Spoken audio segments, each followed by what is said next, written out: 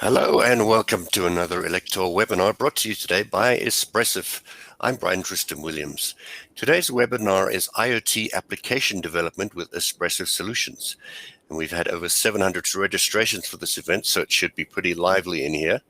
And today's presenter is Anant Gupta. He's the Technical Marketing Manager for Espressif, and he will introduce us to Espressif's product portfolio, developer resources, and even give us a demo of Espressif's IDE. And he joins us today from Singapore. But before we hand over to Anant, just a reminder of our giveaway today. We have 10 ESP-C3 Devkit M1 kits to give away. Now, the ESP-C3 Devkit M1 is an entry-level development board based on the ESP32 C3 Mini one. Yes, these are quite long names. Also a module named for its small size. This board integrates complete Wi-Fi and Bluetooth low energy functions. Now, most of the I/O pins on the ESP32 C3 Mini 1 module are broken out to the pin headers on both sides of the board for easy interfacing. So developers can either connect peripherals with jumper wires or mount the whole module to a breadboard. So we hope you'll join us for that giveaway today. Now, without further ado, let's hand over to Anant himself to take us through his presentation.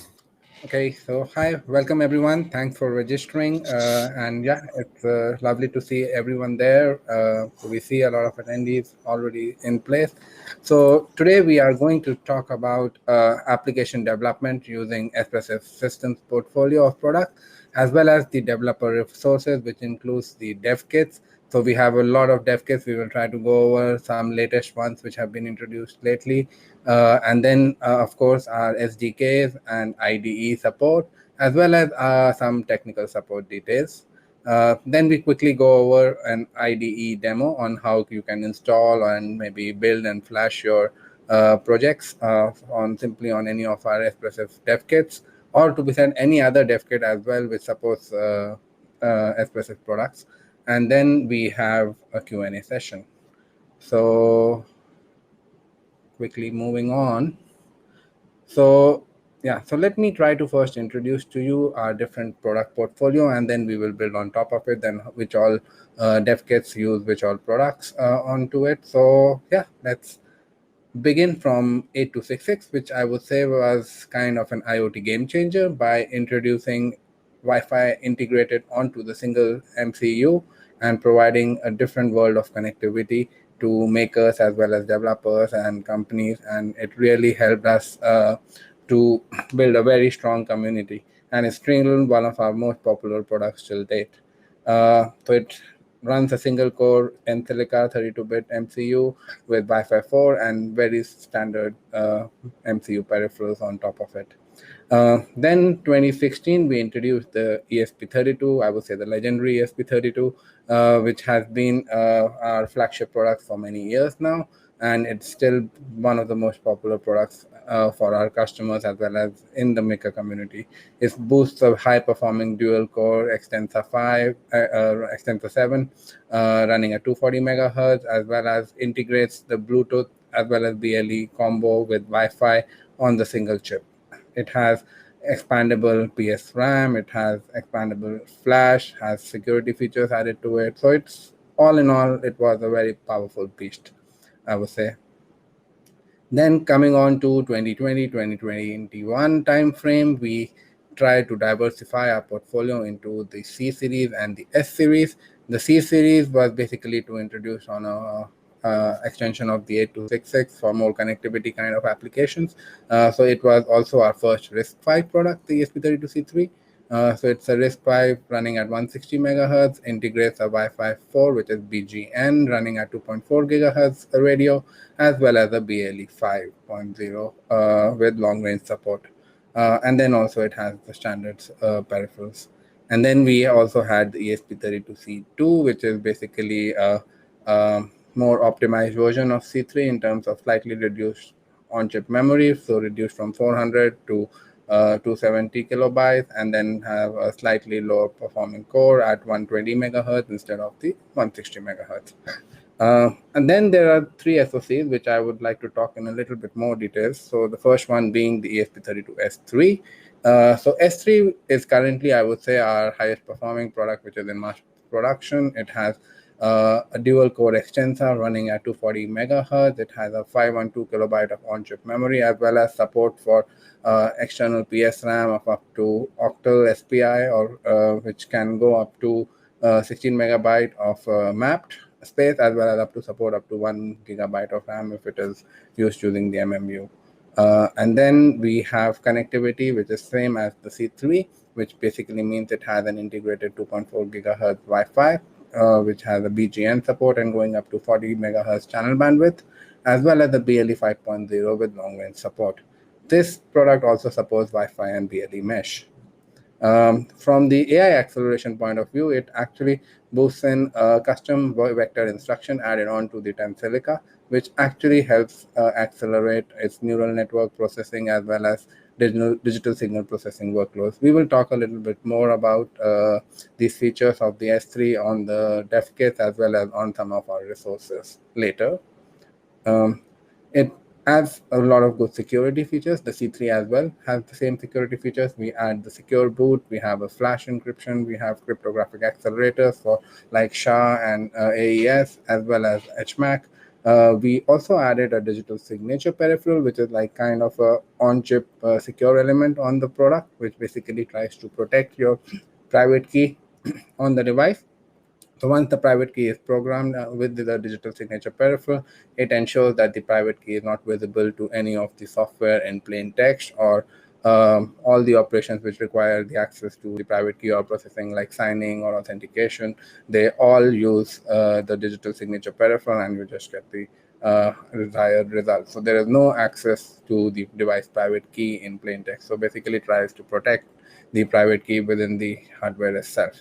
And then we also have something like a world controller and the APM, which is Access Permission Manager, and they try to combine and form the trusted execution environment infrastructure, basically, which allows us to have a privileged zone and a non-privileged zone. So basically, we can have privilege separation in the application. So the application can decide which part of software has higher access and which can have a lower access in terms of memory as well as peripherals. And then it also boosts a lot of HMI capabilities. It has 44 GPIOs, out of which 14 can be capacitive touch inputs, so which can be used for a lot of touchscreen kind of application. It has a parallel display, which 16-bit, which can support up to a 720 by 480p screen with up to 20 to 25 frames per second resolution or refresh rate. And it also can support the speech recognition using the using the extensor extension which we have on the workload. So this is using the ESP Skynet framework, which is used to have the speech recognition and offline wake word engine detection as well. Next, we will talk about the latest product on the C series, which is the ESP32C6. It is our first Wi-Fi 6 product, which basically means we have support for 11AX, which comes with features like TWT, OFDMA, and others, which are very helpful for IoT applications to have low power, higher range, and more importantly, more number of capacity. Basically, when I say capacity, it means more number of devices connecting to the same access point. So next we have the single core RISC-V running at 160 megahertz, but it also has a single core LP core, which is basically a low power core, which can go up to 20 megahertz, and it has 32-bit low power core, which has access to all the peripherals, which also has access to the memory map, the SRAM, as well as the flash. So basically, all in all, you could actually run the complete application as well on the low power core. Try to have it run majority of your application, not all, and then only wake up the high power core when you really have something to do that workload or to do a transmission which requires the HP core to do the processing. It comes with a 512 kilobyte of on-chip memory and a 32 kilobyte of flash. And then there is a 16 kilobyte of low power memory as well on chip, which is retained even in the lighter deep sleep mode, which is there. So we talked about the wireless connectivity. It is 11AX support. It also, of course, includes the BLE 5.0 long range support as well as BLE mesh support. Another thing which we have added onto the C6 is the 802.15.4 support, which basically means we support Thread 1.3 as well as Zigbee 3.0 on this chip, and which basically means we can have all three of the 2.4 gigahertz wireless connectivity standards in place, and you could choose which ones you want to use. They also have a coax manager, which can basically help to have coexistence between these three wireless MACs and use the single antenna and the single radio which is on the chip. From peripheral point of view, it has all the standard microcontroller peripherals like SPI, UART, I2C, DWI, which is CAN, and PWM, etc. It also has a 12-bit ADC as well as temperature sensors. And then from security point of view, it has all the security features which I had just described for the ESP32C3 and the S3. And so, yeah, all in all, I think it's a very powerful product for the latest generation of connectivity. And then the next product I would like to talk about in a little bit more details is the ESP32H2, which is our first product, which is non-wireless, I would say, non-Wi-Fi, which basically means it has BLE as well as 802.15.4 radio. So it is basically target for mesh applications. So it can be used for a Zigbee device, a Thread device, or a BLE only device kind of functions. And it has a single core RISC-V running at 96 megahertz. It has 320 kilobyte of on-chip memory, which is very, very good for running most of the applications which we are aware of from Thread or Zigbee point of view. And then it has BLE. It also supports a 16 kilobyte of cache and a 4 kilobyte of low power memory, which is retained even in light sleep mode. And then we have standard peripherals like SPI, UART, I2C, and it also has all the same security features as I had just described above. On top of it, we have added the support for ECDSA, which is basically meaning we have support for elliptical cryptographic code, which is ECC support added, and the digital signature peripherals now support ECDSA. And why I want to mention it is because if we are talking about Matter protocols, the Matter protocols require us to have ECDSA-based signed keys only, and we certificates, and we do not support the RSA standard RSA certificates with Matter. So yeah, so as I said, this is important, and that's why we have added that onto the H2 as well. And then there are two upcoming products which are not yet in mass production and not yet available, but they are the ESP32P4, which would be our first dual-core RISC-V core with AI functions, high-performance, low-performance cores, and a lot of peripherals. Watch out for it. There are going to be a few announcements maybe in the coming weeks. So yeah, so there is not weeks, but in a couple of months. So we have something to watch out for here. And then we have the ESP32C5, which is basically our first dual band Wi-Fi product, which is a 2.4 gigahertz and 5 gigahertz support. And it also has the BLE 5.0 with long-range support, as well as the 802.15.4 radio to support Thread and Zigbee. So all in all, it's basically an upscale on the C6 with added support of the 5 gigahertz bandwidth. Okay, so next we will talk about developer resources, which are basically categorized into 4 categories, I would say. Firstly are the modules and dev kits. So there are numerous number of modules and dev kits based on the products or SoCs which we just talked about, and it has a lot of different applications and solutions which can be used on those dev kits as well as modules. Then we have our development frameworks, which includes ESP-IDF, which is our main development platform, which is running on FreeRTOS. And then we have frameworks like ESP-WHO, which is for face recognition, ESP-IDF, which is audio development framework, as well as for Matter. We have a framework called ESP Matter. Then we have extensive support for our IDEs, which are integrated development environments. So we support extensions to Visual Studio, Arduino, as well as our own Eclipse-based IDE, which we will look in a little bit more details today. And then, of course, we have different support channels like online forums, documentation, GitHub issues, but yeah, not just limited there. Okay, so when we talk about developer resources, it has to talk about our open source ecosystem. So as well aware, we are actually very proud of being of our open source culture, and which has helped us gain so much popularity, as well as have us more rooted to our developers and makers who give us constant feedback. So we have more than 90,000 GitHub projects, which are powered on Espressif devices. We have nearly 4 million YouTube views on Espressif powered projects, more than 200 books written in 10 different languages, and we have around 67,000 members on the ESP32 related Reddit group. So it's a very, very big open source community, and we are very proud of it. And we hope it grows and we are able to keep the faith which the makers and the developers have shown in us. So now we talk about our dev kits. So basically, I talk about the generic dev kits, which are the C and the M series. So basically, we have dev kit C, which will be a giveaway, which was there in the giveaway. So it is based on all of our Room series of modules. It has the USB to UART programming for debug and programming, and then it is available on the ESP32, the ESP32C series, as well as the S series of products. And then we have the dev kit M, which is basically built on our mini modules.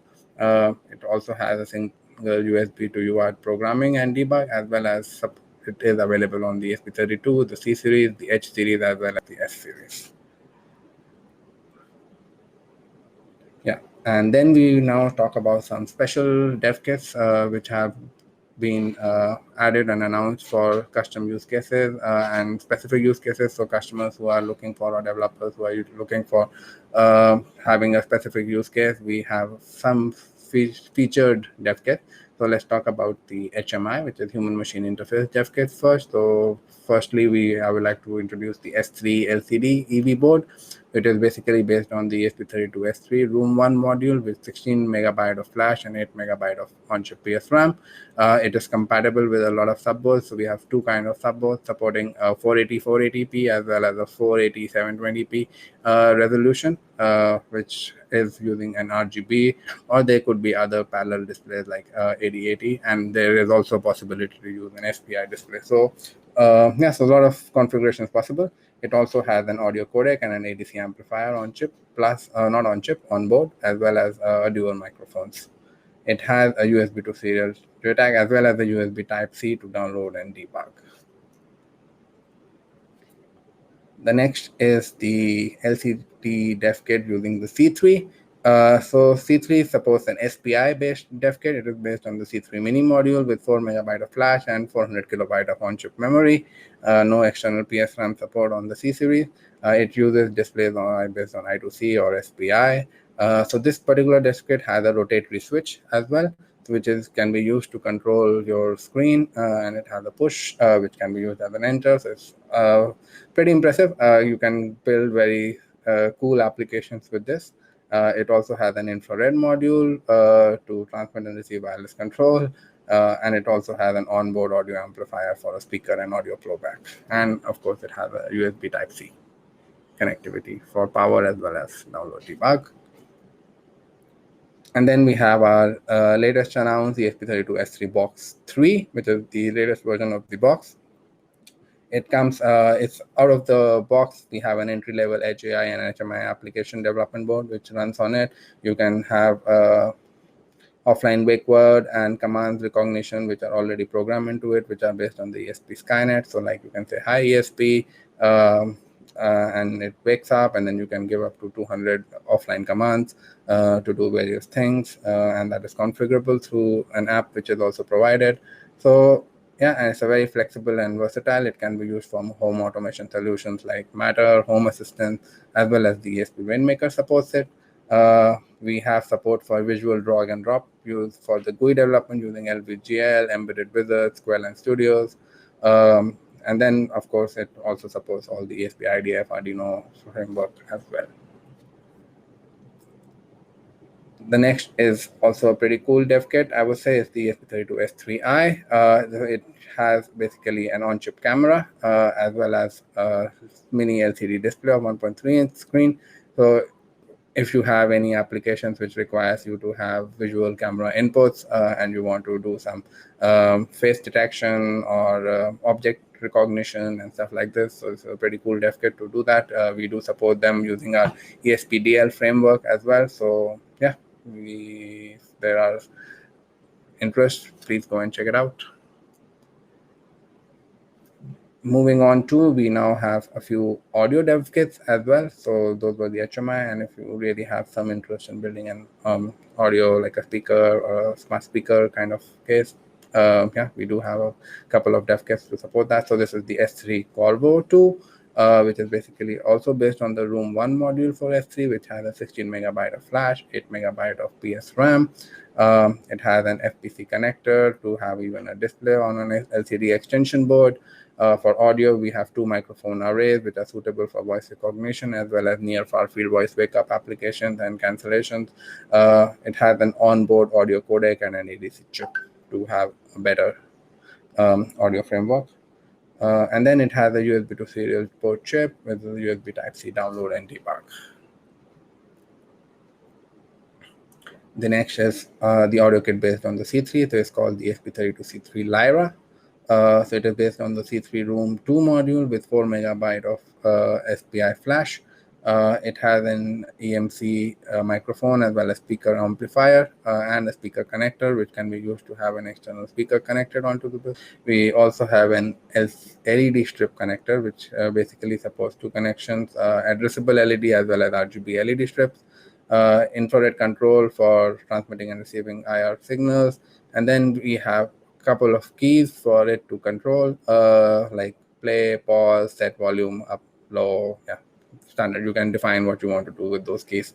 And then, of course, it has a USB power port as well as the USB UART port. Yeah. Then we have the OTG, which is basically to have any USB-based application. It has a Type A host and a device interface built on top of it. So, and it also supports a USB debug. It also has a 1.3-inch color LCD screen, which supports GUI. So yeah, so you can have, you can also have a battery-powered, has a charging IC which can be connected to an external lithium battery. So you could actually maybe create a USB charged some display device or something. So yeah, I mean, it's there for developers to do something with it. Yeah, and then I talk about a few other connectivity dev kits. So one very popular dev kit, or very one is that it is the AWS Express Link dev kit. So what it does is it's based on the ESP32 C3 Mini, which has Wi-Fi, but it provides an out-of-box seamless AWS IoT connectivity. So it has a pre-validated firmware by AWS, which is pre-programmed into the device. So you can interface any of your microcontrollers with it using standard AT commands over UART. It can be directly plugged onto an Arduino Zero board form factor board and connected to also MCUs like Raspberry Pi over UART. So yeah, so all in all, it's a very powerful dev kit, I would say, to provide out-of-the-box IoT connectivity for AWS. And then next we have one of our newest announced dev kits is the thread border router dev kit, which is basically a dev kit which has 2 Espressif products. One is the ESP32S3 and the other is the ESP32H2. And both of them can combine to be used to create different thread border router or Matter bridges, Zigbee bridge, BLE bridge, a lot of applications available on GitHub. So yeah, and it also supports our open thread border router, which is based on FreeRTOS. So we said it is the only RTOS based open thread border router on the openthread.io website. So yeah, it's good, I think. Yeah, and now we will have a short survey to know about how many of these dev kits have you guys ever used, or are you hearing for the first time? So yeah, please vote. Yes, indeed. Thank you for that fascinating stuff. Just to give everyone time to digest, take a moment out, have a sip of your coffee, and join our survey. We're keen to know which Espressif dev kits you've used so far. Since there are so many of you, that we should get a good margin of error here. And if any of you are having trouble seeing or hearing anything here, we'll let you know later how you can access this presentation, the slides, and the video. Nothing for the HMI dev kits yet. Yeah. Okay. So yeah, we can have that survey running. We'll see the results later, maybe. So yeah. So next we will talk about our various development frameworks, our SDKs, as well as development platforms. So of course, the first is our official IoT development framework called ESP-IDF, and it's a common framework which is used to develop our ESP32, the ESP32S series of products, the C series of products, or the S series of products. This basically abstracts out of view all the toolchain or the compiler or any other complexities out of you. You just have to select your target, and the ESP-IDF will take care of the underlying toolchain to be installed and configured and run. And once you have done that, your application development is just transparent of your target. So you use the same framework, you use the same API calls in your application, and then you can use it to run it on any of the series of products. Right. So this is, I think, very powerful, and we hear a lot of positive feedback about it. But yeah, if you please also provide us feedback here if you have any questions regarding that. So of course, it is free and open source. So it is available on GitHub to download in source. It comes with an Apache 2.0 license or third-party components under a compatible license if there are components which are from our partners. And then, of course, it is maintained under a strict and a rigorous release process and a support policy. And users can choose stable releases or can use the master branch if you want the latest features. But we have very periodic stable release versions coming out, even for past versions of major releases, as well as minor releases on the latest ones. It comes with a lot of support for software components, drivers, network stacks, multiple protocols, implementation techniques, users assistance for a lot of common applications. It also provides building blocks for any kind of application which is required. And of course, we do support IDEs like Eclipse and VS Code, which we will discuss a little bit more in detail. And then, of course, it is resourceful in the sense that it has off-the-shelf examples which are productizable. So you could actually just use those examples and create products directly out of them for various different peripherals, as well as support of different components and peripherals, as well as our various other solutions which we have. So it's a very powerful framework, to be honest, and yeah, it's helped a lot of our customers to develop products out of them. So next, I will briefly talk about ESP which is basically a face detection and object recognition framework based on the ESP32S3. So it runs the ESP-DL framework, which is the deep learning framework on the ESP32S3, which basically makes use of the custom vector instruction which we have on the extensor and can accelerate your neural network as well as DSP workloads. And we have API calls for those functions which can basically customly used to use those extensions and have a better performance. So yeah, of course, basically what it means is you could have a very optimized, cost-effective face detection, object recognition kind of a application running locally on the edge on the microcontroller itself. We can do up to 10 frames per second on this, and yeah, it has object tracking as well as hand gesture recognitions kind of stuff as well possible. So yeah, so possibilities are immense. The next is the ESP32S3 for speech recognition. It is basically based on the ESP Skynet.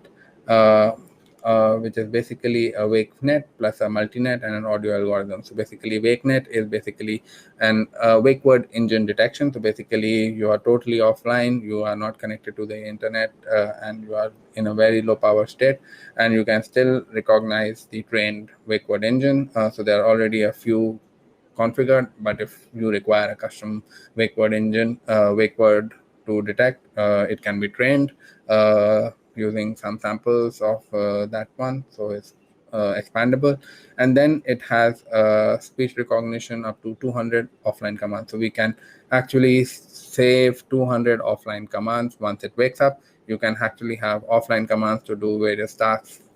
So it could be like high ESP, turn off the fan, or high ESP, do any control, like, okay, start my coffee machine, or build me a coffee, or anything. So it's a lot of possible applications for this. And then we have our new SDK, which supports Matter. So it is basically built on top of the chip tool SDK from CSA, not chip tool, sorry, chip SDK, open source Matter SDK from chip, which is basically by the CSA. It has rich device types, basically all the latest device types, as well as support for upcoming and future device types will also be added as and when they are added and announced in the specifications. It has production-ready examples which are usable to directly configure like simple lighting applications like switch, light bulbs, and stuff like this. And then it can, of course, be extended to multi-applications. So you could have your own application run on top of it. And of course, tools and utilities for security, manufacturing, and production are also included in the SDK. Then we also have our Zigbee SDK, which is based on the ZBoss stack.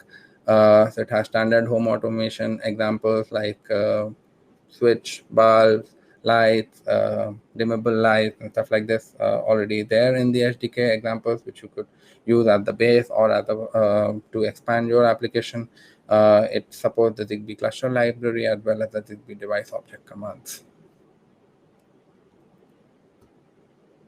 Then a couple of other SDKs. So is the ESP-IDF is our audio development framework. Is basically to build audio applications. So we saw the both Corbo 2 as well as Lyra.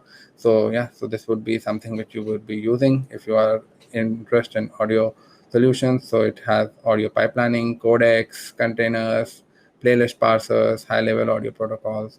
It also has voice recognition and integration with online services to be able to play or download music from there. And then we have the ESP-DL, which is basically the base for ESP Skynet as well as ESP Who. It implements an optimized kernel and various models. It has model conversion tools and hardware acceleration implementation, the tools to convert your own models developed from third-party platforms like TensorFlow, PyTorch, MXNet.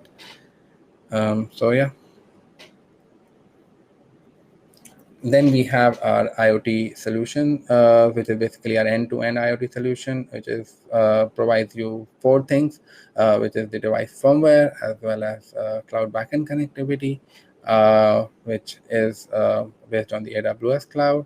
It also has voice assistant services as well as a phone app integrated to it. So ESP Rainmaker is also a complete framework available to develop your IoT solutions from scratch, and you have to just worry about your application development and forget about all other complexities which are associated with it.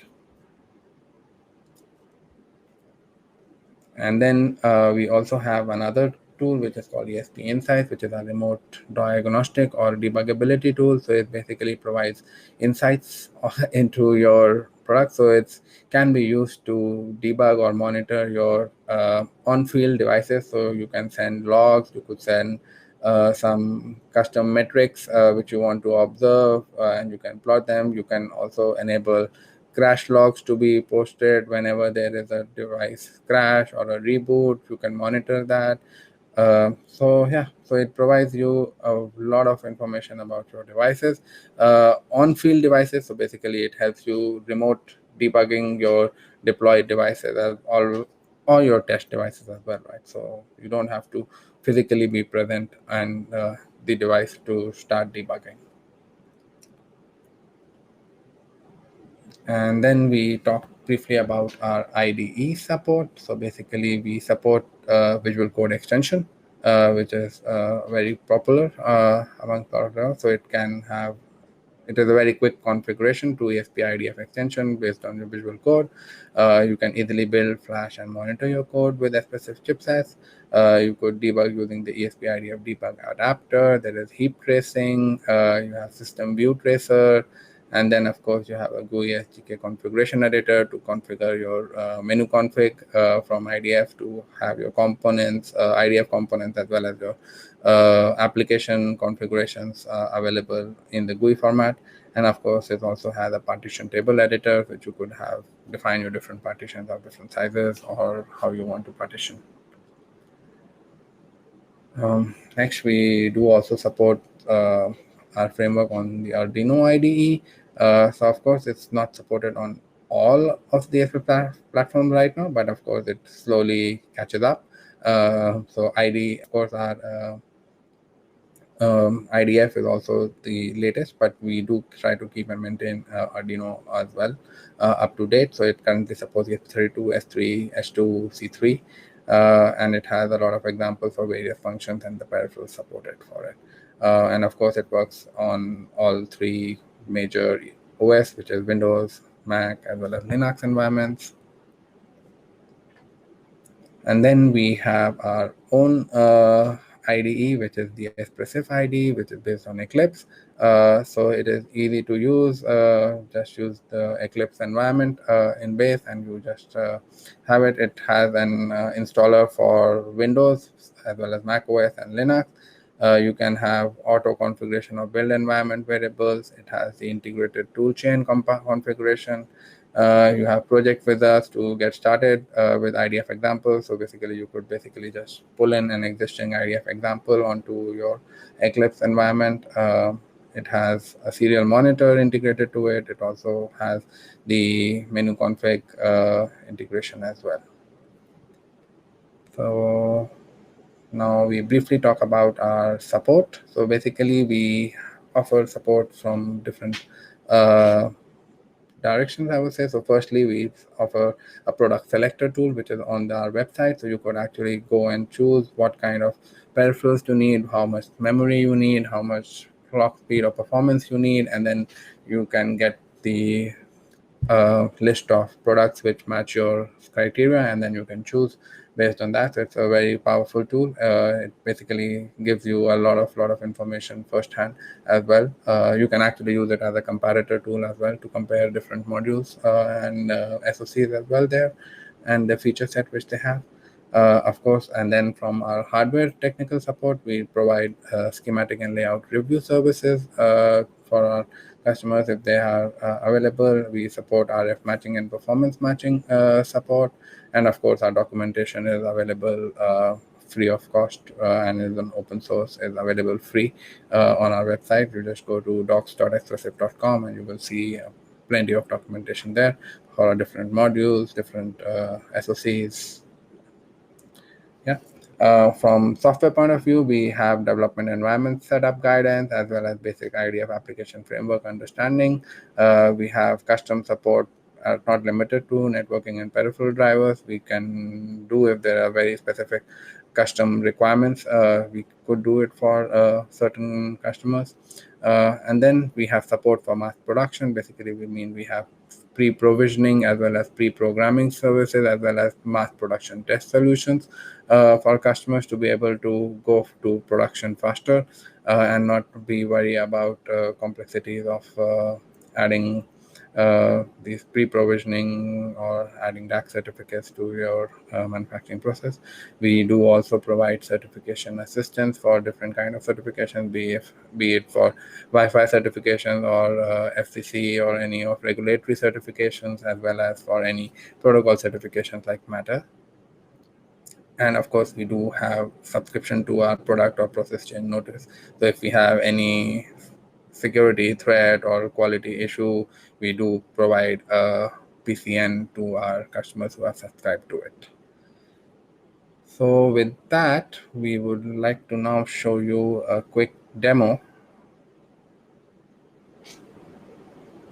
So yeah, here we go. So we have this website on a GitHub, which has links to all the IDE downloads for different OS. So we have for Windows, for Mac, for Linux. We will download the Mac with M1. So yeah, quick download. We wait for the download to complete. Once the download is complete, you just install. Standard Mac install. Once the installation is complete, we just open the Espressif IDE.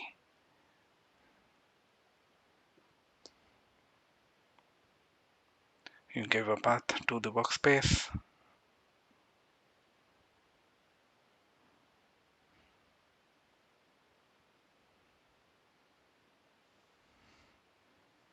And then next step was what we have to do is to download and install the IDF. So for that, we go to Espressif and download and install the IDF.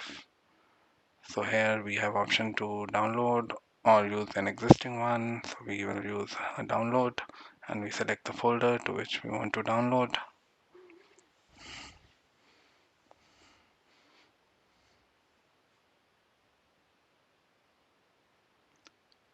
And then the download and the installation begins. We wait for it to complete.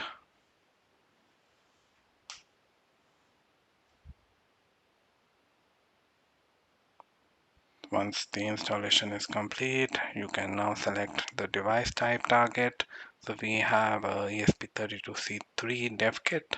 So we will choose the device as ESP32C3 and just give it a name, C3 devkit. And then we select the COM port to which it is connected. And then we have our target setup. Now we create a new project. So for creating a new project, we do File, and New, and then we do a new IDF project. We can reuse the existing example, so we will just reuse the scan example which is there in the IDF. So yeah, we use an existing example, scan, and then we import the project. And then what we could do is, yeah, we could browse through the project, see the file, browse through the code, and do edits if you want to do. And then we can do a build in Flash. We wait for it to complete. The build is complete, the Flash is now complete. And now we can see the monitor. We open the terminal to see the monitor, and we could use the IDF monitor command. So just to show you that we could also use terminal as well. You also have a monitor option to directly just open a monitor terminal. But here I just try to show you that we use the monitor command on the IDF to connect, and we see we get connected to the same port. And here we see the scan running, and these are all the access points which are available nearby, which the device can connect to. It has done the scan complete. So yeah, so this is just a short demo to show how we can use the Espressif IDE.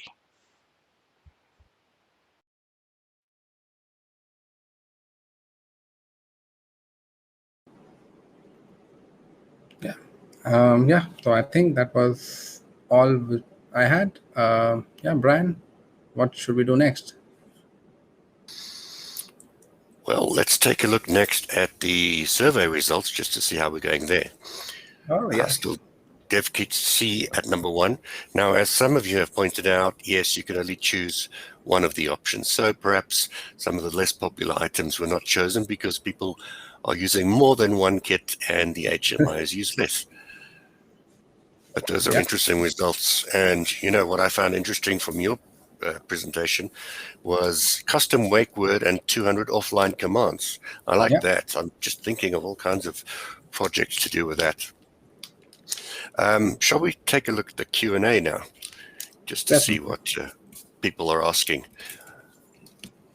We get this one a lot, so I'll just mention it once from Stratos Botsaris. Will this webinar be recorded? Yes. If you want to rewatch this, if you had any trouble today, you can join us on Elektor.tv. That will take you to our YouTube channel, where this will be available by latest tomorrow.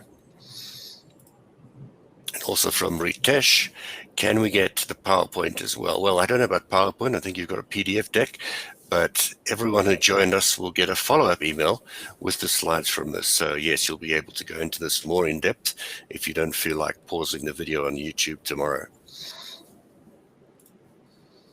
Now, Anant, you gave us many examples of real-world applications, but Stratos has asked, can we have some examples? And instead of examples, let me just say, what is your favorite example of a real-world application that you've seen with ESP32 platforms?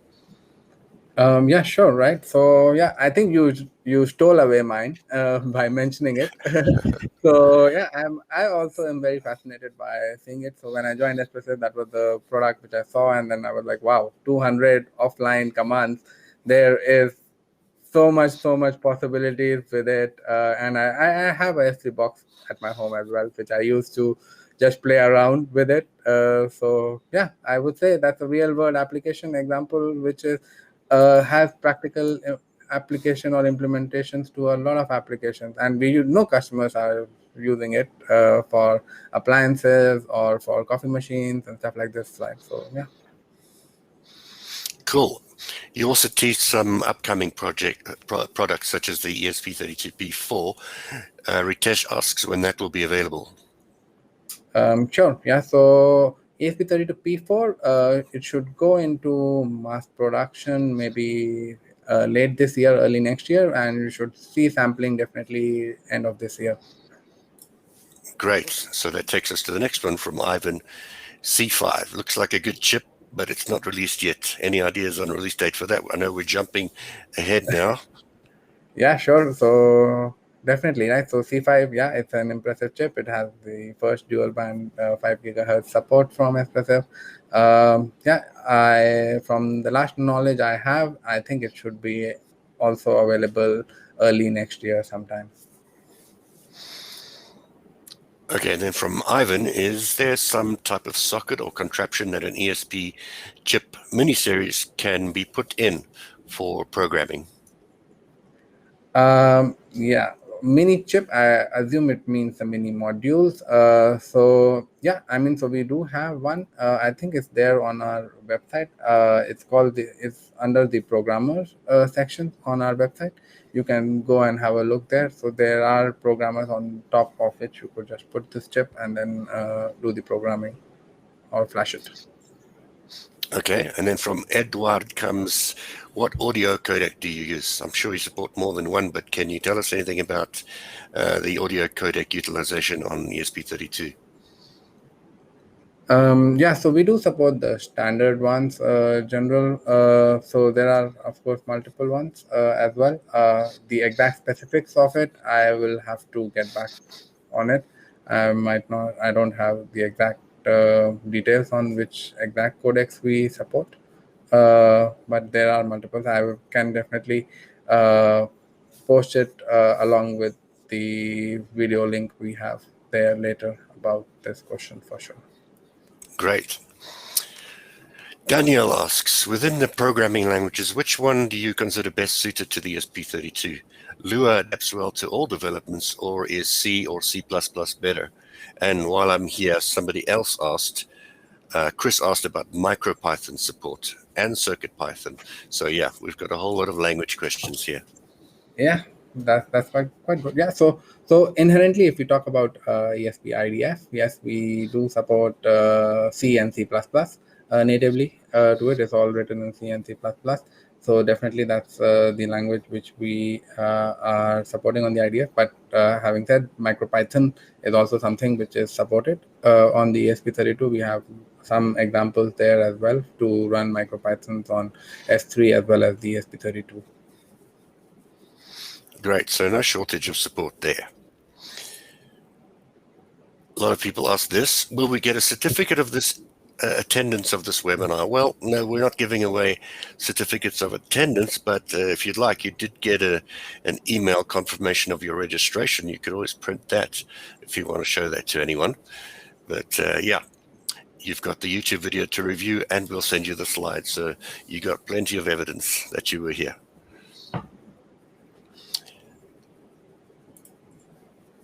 Ritesh asks how ESP Insights can be used at a remote location. Okay. So yeah, very interesting question. Yeah. So when I mean you mean remote, it means that you are not in the same location as the device, right? So basically, what ESP Insights does is it adds some custom made. So it adds some firmware onto your device that you have to enable it, and once you have done that, it can connect you to your ESP Insights dashboard and periodically send out the logs as well as your custom metrics which you have enabled. And you could remotely view them on your Insights dashboard for each and every node which you have enabled the insights for. You could group those nodes into a cluster of cluster and view group analytics on those clusters and stuff. You could also create tags on different kind of devices. So if you have different types of devices or located in different regions and stuff like this, you could create tags based on whatever you need. So you have custom tags there, and you could also see and view your diagnostic details or your logs based on those. So basically, yeah, so it basically requires the device to have internet connectivity. So if you are saying that it is remotely isolated, powered off, then of course we cannot debug it. But if it is connected to an active internet connection, Wi-Fi connection, yes, you can get the logs and the details of the device. Cool. Yeah, I didn't expect it to be available while it was switched off. There was a question about audio quality. I mean, given the processing power that you have there, I suppose anything's possible, but what is it, 24 bits, 192 kilohertz? Okay, so if you're talking about the on-chip ADC, the on-chip ADC is only 12-bit, but we do have on some of our dev kits an external audio ADC which supports 24 bits. 920 kilohertz, I will have to definitely check that. I don't remember it off my head. But yeah, you could actually have pretty decent speakers built out of it. Great. And some your questions about these dev kits are here. Just a reminder of our giveaway today. We are giving away 10 ESP32 C3 dev kit M1 boards. So those are entry-level development boards for a lot of your entry-level questions. You can jump right in. So if I were you, I'd hop on the bandwagon and try and get one of these. The Mini One is named for its small size. It integrates complete Wi-Fi and Bluetooth LE functions. Here's a comment, not a question. Jorgen says, I prefer the Espressif IDE, but I find the get started info needs expansion. Here's the question. Are you planning to improve the get started info and documentation? Yes, certainly. We get that a lot, and we are definitely working on it. We are also preparing some videos to it on how to get started with it, how to do the installations, and then you will see them soon on our official YouTube channels and our blog posts. So we do also have some more detailed information about it on our blog post. So you could go to blogs.espressif.com and see and search IDE there. You will see a few more detailed blogs about the features as well as how to get started about it. But yeah, I do take that feedback that we have opportunities to improve our documentation there. Cool. A lot of people are familiar with the Arduino IDE, and question here is how much of a difference is there between Arduino's old traditional IDE and what you're doing with yours? Yeah, right. I mean, of course. So there is difference, right? So Arduino IDE is using our ESP Arduino framework, which is based out of in support with Arduino. So it does not have does not have the latest support for the latest device types. So like the latest C6 and S2 are yet not supported on the ESP Arduino, which would be in the near future soon. So what Espressif IDE does is basically it helps to provide the IDF in a more graphical view, right? So that's the idea behind it, to have IDF as well, IDE for IDF, which is basically the latest support for all our products and chip revisions. Yeah, well, I did my first ESP8266 project in 2015, and back then there was so little documentation that I just used the AT commands and hooked it up to an Arduino. So I was kind of using both. To have a full IDE now is a luxury in either world. Question from Vilas. I'm currently developing a product on ESP Now and Wi-Fi mesh. Can we have coexisting firmware, I guess, on the ESP32? Sure, right? So ESP Now has coexistence support with standard Wi-Fi, which is basically Wi-Fi in station mode. But if you're talking about Wi-Fi mesh, it basically means you have to basically hop between AP as well as station mode, and then also have support for ESP Now. I do not think that is available off the shelf. But we do support ESP Now with standard station mode Wi-Fi, which is pretty common. I mean, if you would like, you could maybe write to us in more details about this question, and we can check what we could do.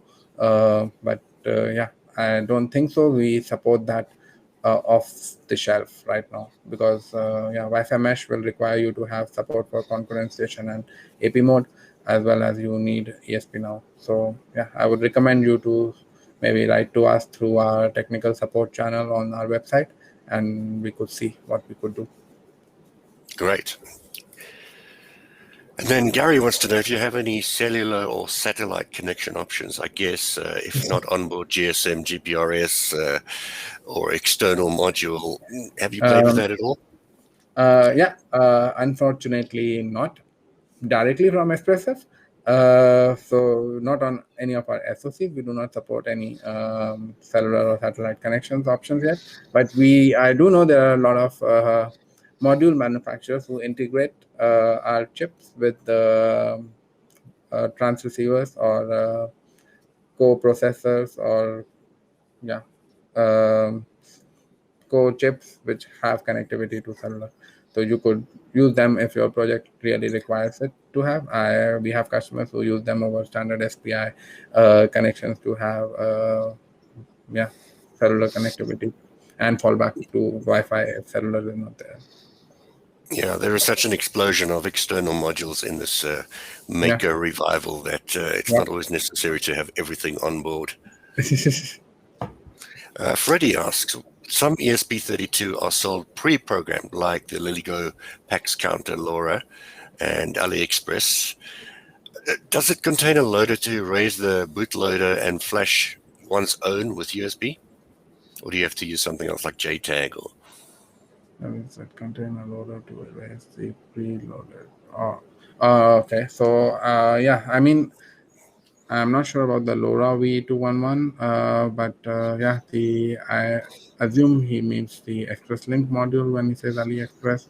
So yes, you could erase them possibly, but that basically means you also erase the credentials of it, and then you cannot program it to use for that function. You will also have to program the certificates back onto the device as well.